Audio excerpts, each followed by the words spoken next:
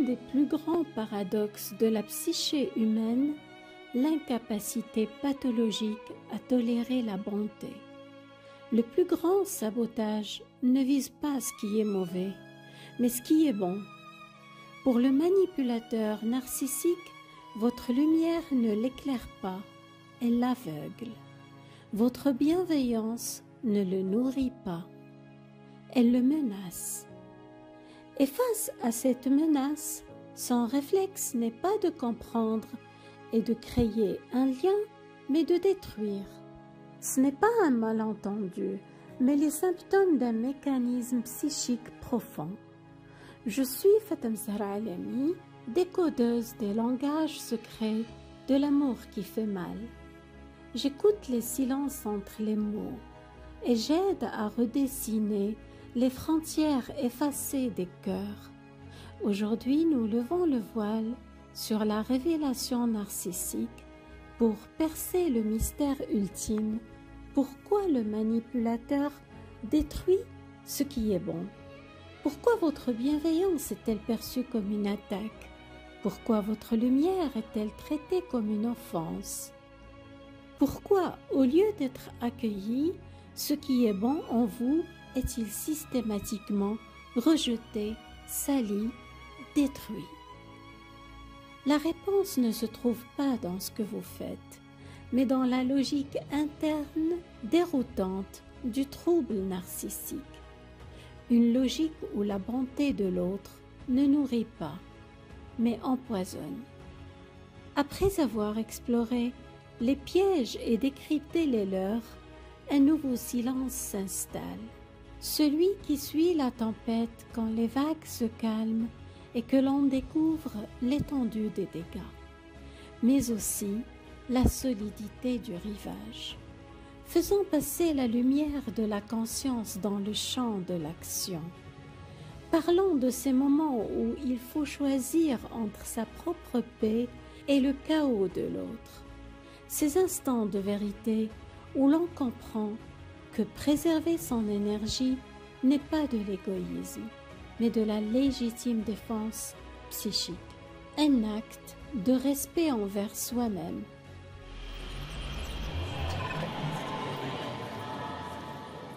Au cœur de l'impossible collaboration avec le manipulateur narcissique se niche un poison ancien.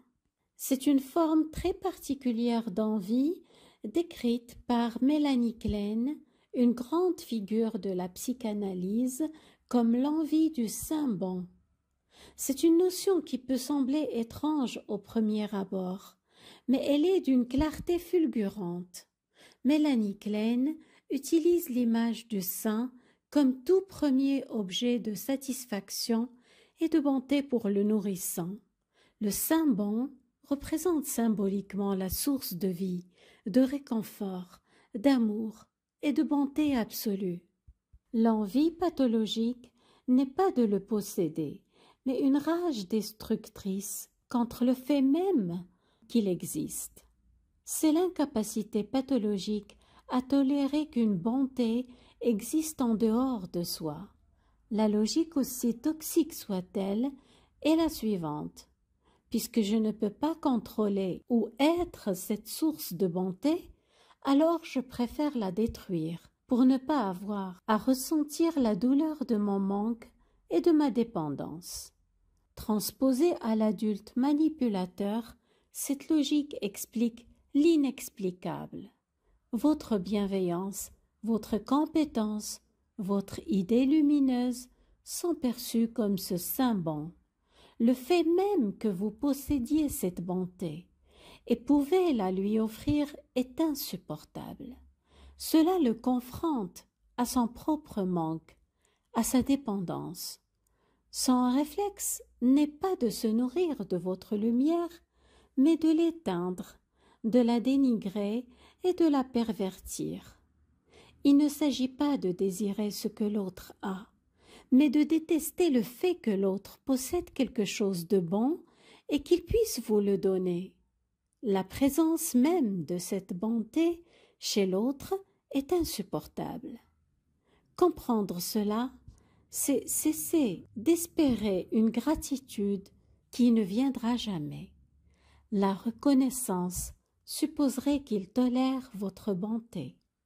Or, c'est précisément cette bonté qui ne peut supporter. C'est logique. Ta capacité à voir cette idée est un bien que tu possèdes.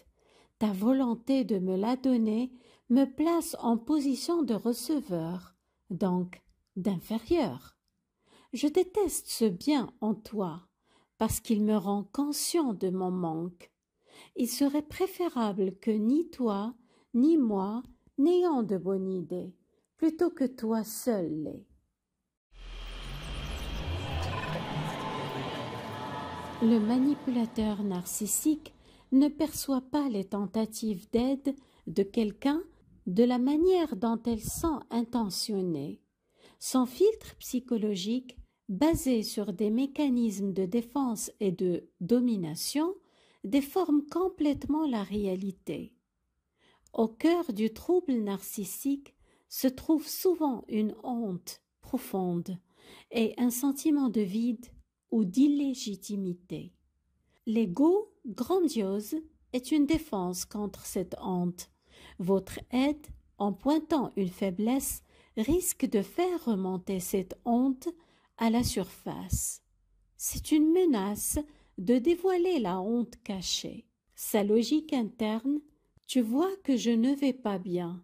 Si tu le vois, c'est que ma façade ne fonctionne pas.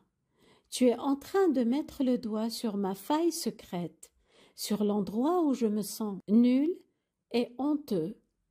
L'aide est donc perçue comme un miroir qui reflète sa honte. C'est une confrontation insupportable avec son moi caché qu'il fuit à tout prix. Une autre menace entre en jeu, celle de la perte de contrôle. Pour le narcissique, le contrôle est primordial.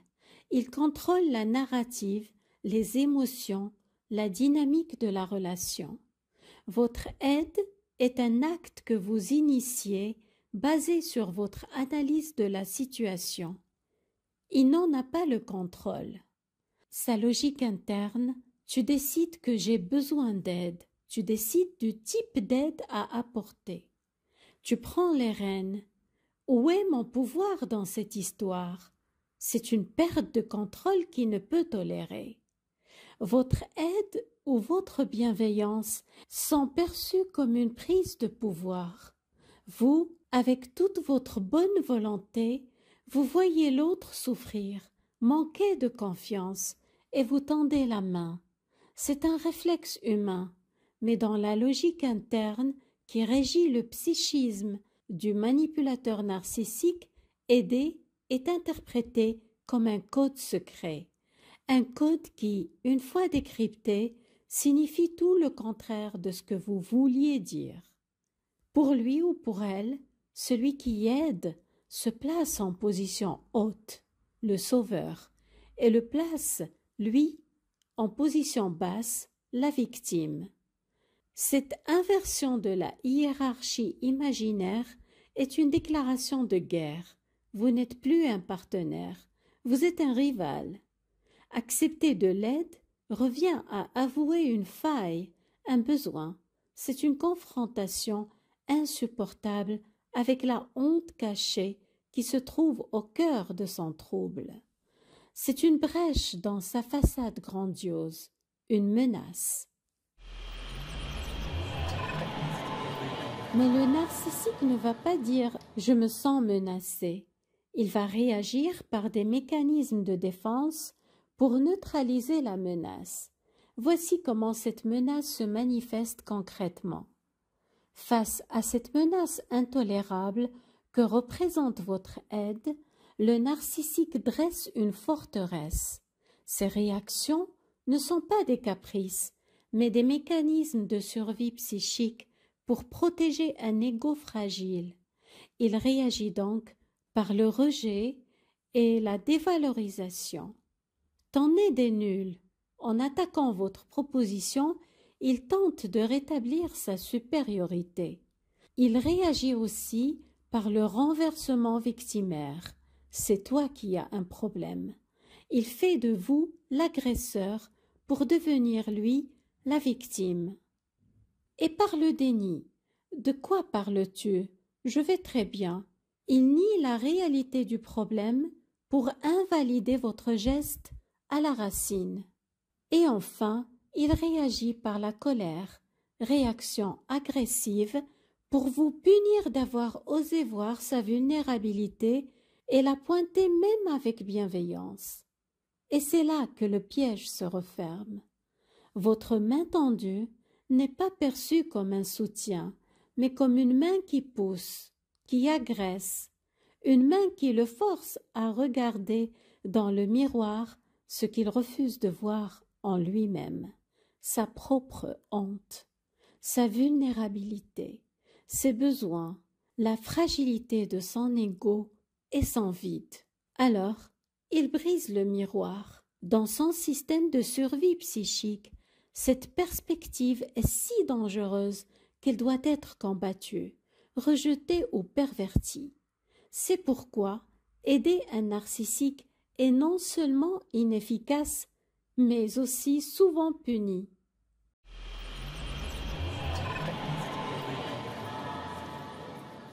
Comprendre pourquoi est crucial, mais cela ne suffit pas. Le salut réside dans l'action, dans un changement de cap radical. Premièrement, prendre conscience de l'impasse. La première étape est d'accepter au plus profond de soi une vérité libératrice. Vous ne pouvez pas sauver un manipulateur narcissique. Sa structure psychique l'empêche de recevoir votre aide comme un cadeau. Il ne recherche pas à guérir, mais à maintenir son système de défense. Continuer à essayer, c'est s'épuiser, à remplir un puits sans fond. Deuxièmement, opérer le basculement du lui ou d'elle au soi. Il s'agit d'un changement de paradigme fondamental. Arrêtez de vous demander comment puis-je le ou la rendre heureux. Qu'est-ce que j'ai encore fait de mal? Commencez à vous demander avec une fermeté douce qu'est-ce que moi je ressens ici et maintenant? Où sont mes limites? Quels sont mes besoins? Il est un retour qui n'a rien d'une défaite, le retour à son propre territoire intérieur, ce lieu où votre attention peut enfin se poser sur la seule chose qui mérite d'être cultivée, votre propre existence dans toute sa fragile et précieuse authenticité. Redevenez le capitaine de votre propre navire. Reprenez ce gouvernail que vous aviez peut-être lâché pour lui tenir la main. Cela ne fait pas de vous une personne égoïste, mais une personne responsable. Responsable de votre bien-être, de votre équilibre, de votre sécurité émotionnelle. Ce chemin de reconquête consiste à retrouver sous les décombres du doute et de la culpabilité la pierre angulaire de votre valeur intrinsèque, une valeur qui n'a besoin d'aucun reflet pour exister. Prenez soin de vous.